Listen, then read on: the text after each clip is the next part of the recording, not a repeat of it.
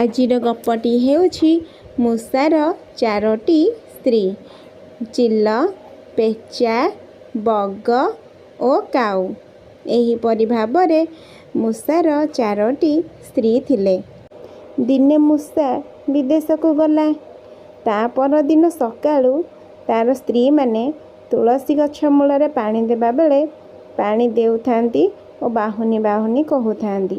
ପ୍ରଥମେ ଚିଲ ତୁଳସୀ ଗଛରେ ପାଣି ଦେଉଥାଏ ଓ କହୁଥାଏ, ମୁଁ ତ ଚିଲ, ମାଛ ଆଣେ ବିଲ ବିଲ, ମୋ ଚୁନା ମାଛ ଖଣ୍ଡ କିଏ ଖାଇବ ଲୋ, ସ୍ୱାମୀ ଗଲେ ବିଦେଶକୁ କୁଁ କୁଁ। ତାପରେ ପେଚା ଆସିଲା ତୁଳସୀ ଗଛରେ ପାଣି ଦେବାକୁ। ପେଚା କହିଲା, ମୁଁ ତ ପେଚା, ହଳଦୀ ବାଟେ ମେଞ୍ଚା ମେଞ୍ଚା, ମୋ ହଳଦୀ ମେଞ୍ଚାକୁ କିଏ ଖାଇବ ଲୋ, ସ୍ୱାମୀ ଗଲେ ବିଦେଶକୁ କୁଁ କୁଁ। ତାପରେ ବଗ ଆସିଲା।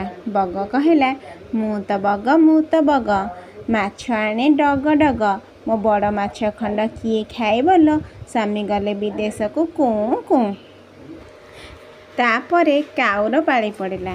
କାଉ କହିଲା, ମୁଁ ତ କାଉ, ସବୁବେଳେ ହୁଏ ରାଉ ରାଉ, ମୋ ଶୁକୁଟି ଝାଡ଼ାକୁ କିଏ ଖାଇବ ଲୋ, ସ୍ୱାମୀ ଗଲେ ବିଦେଶକୁ କୁଁ କୁଁ।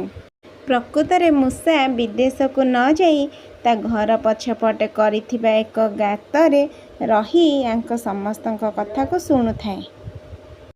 ଓ କାଉର କଥା ଶୁଣିବା ପରେ ମୂଷା ରାଗିକି ସେ ଗାତରୁ ବାହାରି ଆସିଲା ଆଉ ସମସ୍ତଙ୍କୁ ଡାକିଲା, କିଏ କ'ଣ କହିଛ ମୋ ପାଖରେ କୁହ।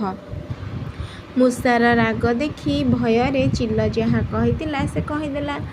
ପେଚା ମଧ୍ୟ ଯାହା କହିଥିଲା ସେ ବି କହିଦେଲା। ଆଉ ବଗ ମଧ୍ୟ ଯାହା କହିଥିଲା ସେ କହିଦେଲା। କିନ୍ତୁ କାଉ ଜମା କହିଲା ନାହିଁ। କାଉକୁ ଅତି ବାଧ୍ୟ କଲା ପରେ ସେ ମଧ୍ୟ ତାର କଥାକୁ କହିଲା।